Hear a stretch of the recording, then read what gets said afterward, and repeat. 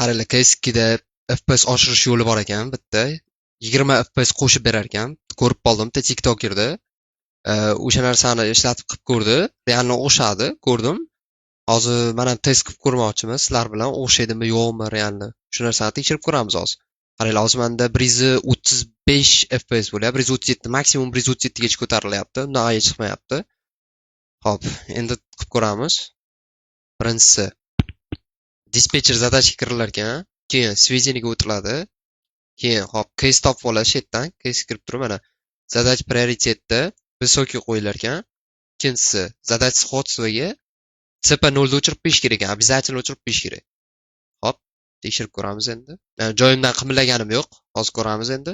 Hop. 145. 145, 147.